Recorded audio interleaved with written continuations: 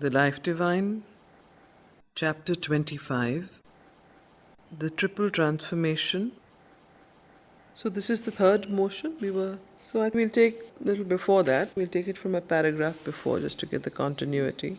If the rift in the lid of mind is made, what happens? So this is the rift in the lid of mind. How does that? We spoke about that last time. It's made by an aspiration from the psychic being, from the heart, for this lid of the mind to be made. It can be made in two ways. It can also be made by a pure ascent of consciousness, or more securely and more surely by the coming forward of the psychic and the psychic aspiration. So if the rift in the lid of mind is made, what happens is an opening of vision to something above us, or a rising up towards it, or a descent of its powers into our being. So these two things. What happens is opening of vision to something above us, a rising up towards it, or a descent of its powers into our being, or both. What we see by the opening of vision is an infinity above us, an eternal presence, or an infinite existence, an infinity of consciousness, an infinity of bliss, a boundless self, a boundless light, a boundless power,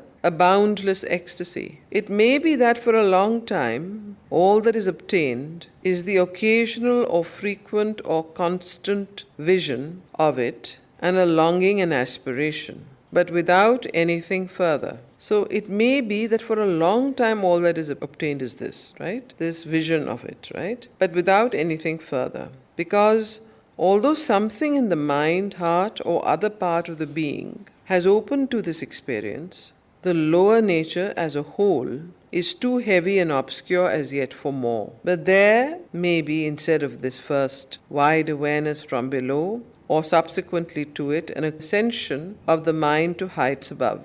Okay? The nature of these heights we may not know or clearly discern, but some consequence of the ascent is felt.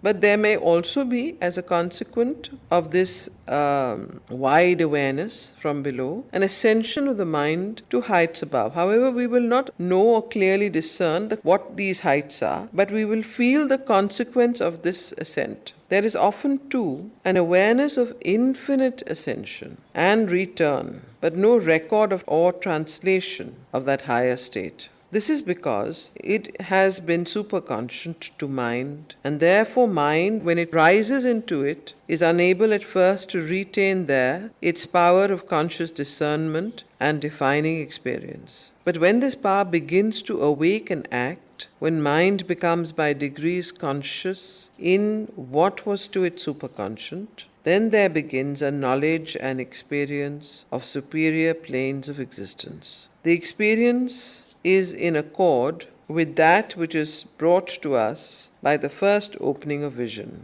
The mind rises into a higher plane of pure self, silent, tranquil, illimitable, or it rises into regions of light or of felicity, or into planes where it feels an infinite power or a divine presence, or experiences the contact of a divine love or beauty, or the atmosphere of a wider and greater and luminous knowledge. In the return, the spiritual impression abides, but the mental record is often blurred and remains as a vague or a fragmentary memory. The lower consciousness from which the ascent took place falls back to what it was, with only the addition of an unkept or a remembered but no longer dynamic experience. In time, the ascent comes to be made at will, and consciousness brings back and retains some effect or some gain of its temporary sojourn in these higher countries of the spirit. These ascents take place for many in trance, but are perfectly possible in a concentration of the waking consciousness, or where that consciousness has become sufficiently psychic at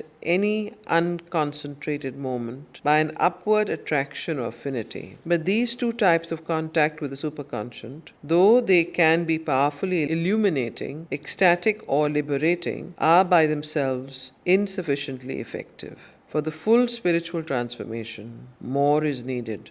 A permanent ascension from the lower into the higher consciousness, and an effectual permanent descent of the higher into the lower nature. This is the third motion, the descent which is essential for bringing the permanent ascension. So this third motion is the descent of consciousness, which is essential to bring about the permanent ascension of consciousness. So unless there is the descent of this higher consciousness into the mind and body, the permanent ascension of consciousness cannot take place. Why? Because it is through the descent of this consciousness that the lower nature can be transformed, will be purified, will turn, and the darkness of the inconscious and the subconscious and the subliminal will soon get eliminated with these constant descents. So this is the third motion, the descent, which is essential for bringing the permanent ascension. An increasing inflow from above, an experience of reception and retention of the descending spirit, or its powers and elements of consciousness. The experience of descent can take place as a result of the other two movements or automatically before either has happened, through a sudden rift in the lid or a percolation, a downpour or an influx. So this descent of consciousness can either take place as a result of the first two,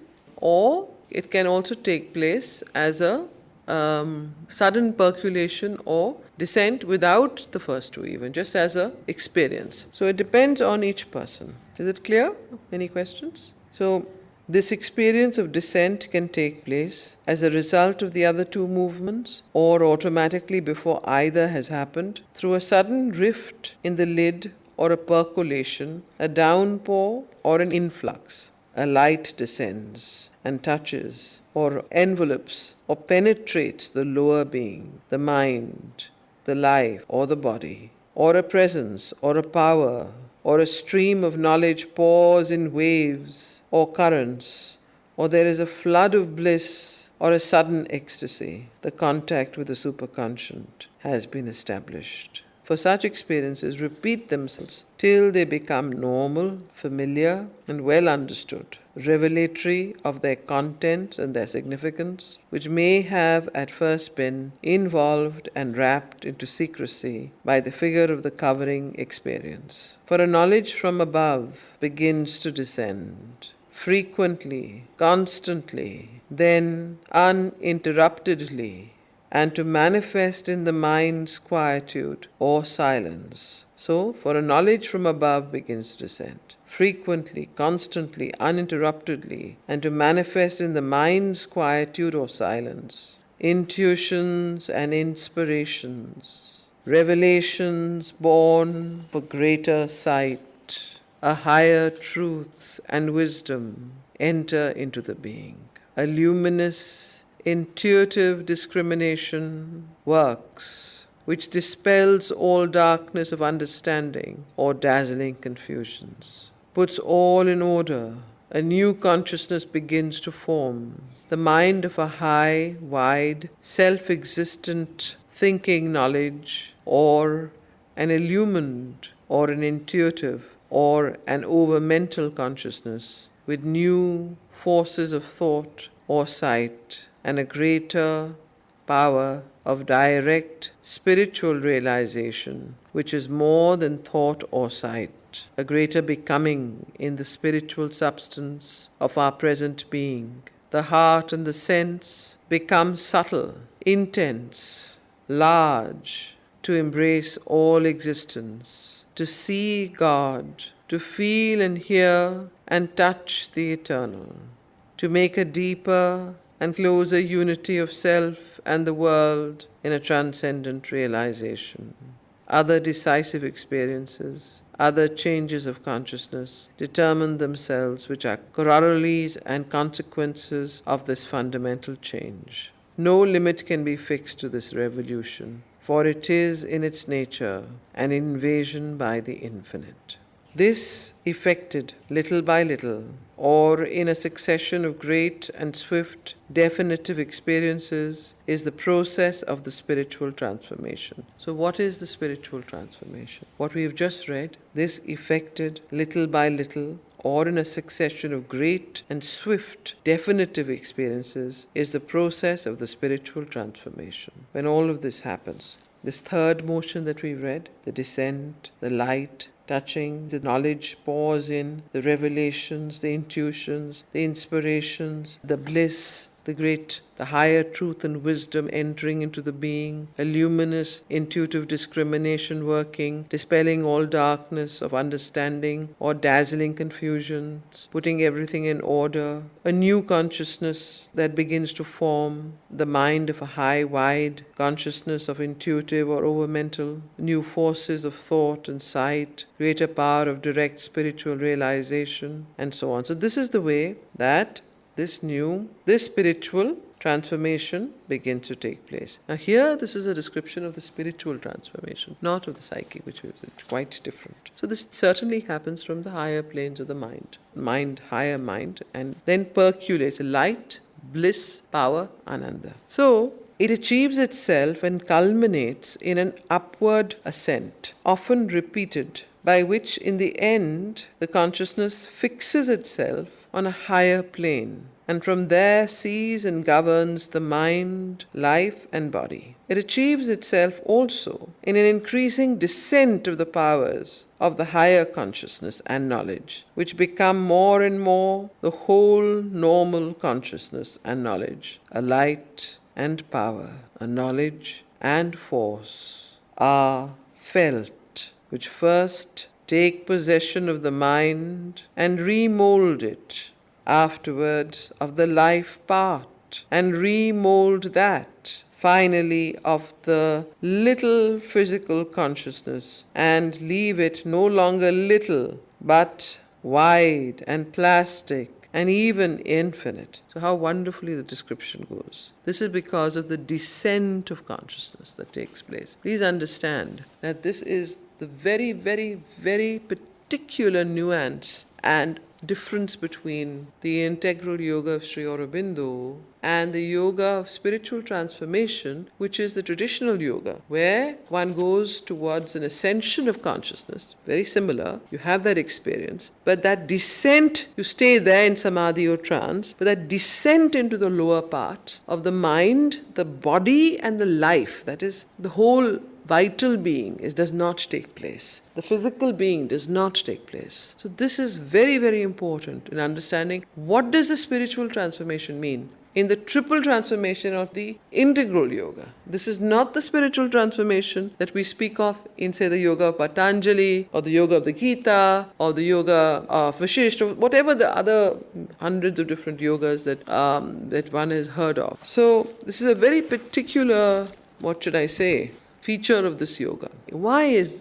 Because the aim of this yoga is life transformation and life divine, right? So, if that is the aim, then unless there is a descent, it can't take place. And what helps the descent is the coming forward of the psychic being, which is why the triple transformation and the first transformation is the coming forward of the psychic, because the psychic allows that descent to take place in the vital mind and body, especially the vital in the body, because the mind still you can ascend, but for the vital there has to be a descent of the life force. You understand the difference? So let's continue. A light, a power, a knowledge and force are felt, which first take possession of the mind and remold it, afterwards of the life part and remold that, and finally of the little physical consciousness and leave it no longer little, but wide and plastic and even infinite. For this new consciousness has itself the nature of infinity. It brings to us, now this new consciousness, what he's referring to here, is the supramental consciousness, which is what Sri Aurobindo and the Mother's avataric mission was to establish on earth, which as a principle he had established in his own body in 1950, but was established in the earth consciousness by the Mother in 1956. And in 1969 was established as the Surom, the overmental, the new being. You know what is written in the agenda, what Georges Wreckham writes a lot about, that the consciousness, even in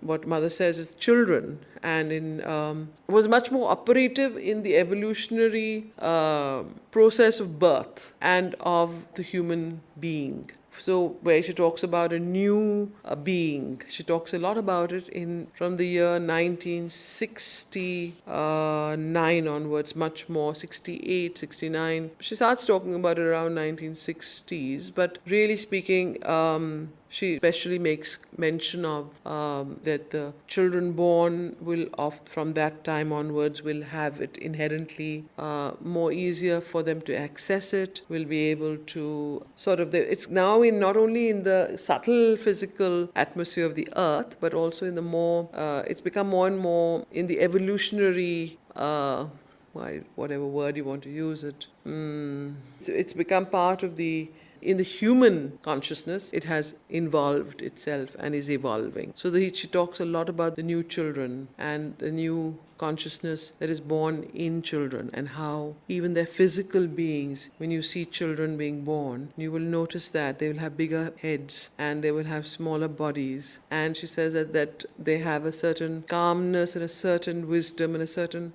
something that inherently born with, and so on. There's a lot of that stuff that is written about. But anyway, those are matters that one can read about. But basically, this consciousness, new consciousness. It's very important to understand this. For this new consciousness has itself the nature of infinity. It brings to us the abiding spiritual sense and the awareness of the infinite and eternal, with the great largeness of the nature and a breaking down of its limitations. Immortality becomes no longer a belief or an experience, but a normal self-awareness.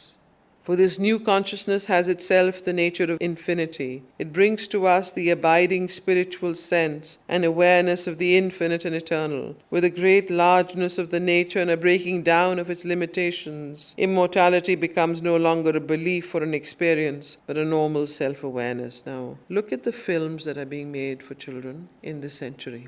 If you have been watching, and I've had to watch them because of my nephews, because they want to put them on, and I'm totally aghast or amazed at what I'm seeing. All the films are being made of these supernatural heroes, all changing bodies, changing forms, immortal. It's very easy. It's very natural to have magical powers, clairvoyance, clairaudience, changing shapes, sizes, and these children just it's so absolutely natural for them to believe it and to understand it and to go with it. While, if you look at the previous century, in the 20th century, or even earlier, if you look up to about 1970 and so on, if you saw the films being made there, they didn't have all these elements in them. But these days, the films had.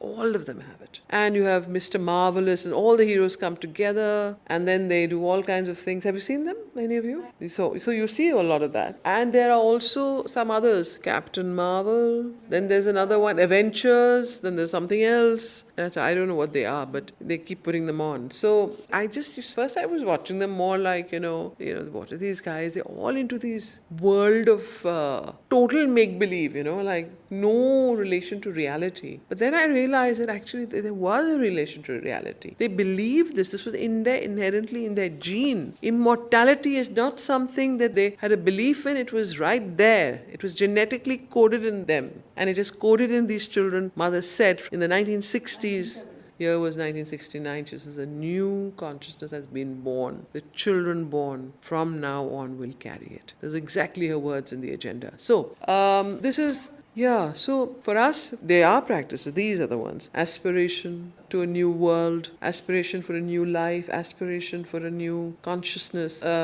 bring in the divine present, to live from the psychic. Actually, the moment the psychic comes forward, the new consciousness starts, Then you immediately enter in the sense of immortality. You cannot but help it. And that is the evolutionary sense that these are the practices. All of what we're talking about, surrender, offering, yearning for the divine, yearning for the new, yearning for something that deep in the essence of your being exists and yet is not as yet manifest, but you want it to manifest. So those practices, they are very psycho-spiritual practices. So It achieves itself and culminates in an upward ascent, often repeated, by which in the end the consciousness fixes itself on a higher plane and from there sees and governs the mind, life and body. Now this is very important. A light and power, a knowledge and force are felt which first take possession of the mind and remold it, afterwards of the life part and remold that, and finally of the little physical consciousness and leave it no longer little but wide and plastic and even infinite. For this new consciousness has itself the nature of infinity. It brings to us the abiding spiritual sense and awareness of the infinite and eternal with the great largeness of the nature and a breaking down of its limitations. Immortality becomes no longer a belief or an experience, but a normal self-awareness, the close presence of the Divine Being, His rule of the world and of ourself and natural members, His force working in us and everywhere. The peace of the infinite, the joy of the infinite are now concrete and constant in the being. In all sights and forms, one sees the eternal, the one reality. In all sounds, one hears it. In all touches, feels it. There is nothing else but its forms and personalities and manifestations. The joy or adoration of the heart, the embrace of all existence, the unity of the spirit are abiding realities. The consciousness of the mental creature is turning or has been already turned wholly into the consciousness of the spiritual being. So this consciousness of the mental creature is turning or has been already turned wholly into the consciousness of the spiritual being. This is the second of the three transformations, uniting the manifested existence with what is above it. It is the middle step of the three, the decisive transition of the spiritually evolving nature. If the spirit could from the first dwell securely on the superior height and deal with the blank and virgin stuff of mind and matter, a complete spiritual transformation might be rapid, even facile. But the actual process of nature is more difficult. The logic of her movement more manifold, contorted, winding, comprehensive. She recognizes all the data of the task she has set to herself and is not satisfied with a summary triumph over her own complexities. Every part of our being has to be taken in its own nature and character, with all the molds and writings of the past still there in it. Each minutest portion and movement must either be destroyed and replaced if it is unfit, or if it is capable, transmuted into the truth of the higher being. If the psychic change is complete, this can be done by a painless process, though still the program must be long and scrupulous and the progress deliberate. But otherwise one has to be satisfied with a partial result, or if one's own scrupulousness of perfection or hunger of the spirit is insatiable, consent to a difficult, more painful and seemingly interminable action. For ordinarily the consciousness does not rise to the summits except in the highest moments. It remains on the mental level and receives descents from above, sometimes a single descent to some spiritual power that stays and molds the being into something predominantly spiritual, or a succession of descents bringing into it more and more of the spiritual status and dynamis. But unless one can live on the highest height reached, there cannot be the complete or more integral change. If the psychic mutation has not taken place, if there has been a premature pulling down of the higher forces, their contact may be too strong for the flawed and impure material of nature, and its immediate fate may be that of the unbaked jar of the Veda, which could not hold the divine soma, wine, or the descending influence may withdraw, or be spilt because the nature cannot contain or keep it, and so on. So we'll take this up next time. I just read it quickly so that some sort of inner assimilation takes place.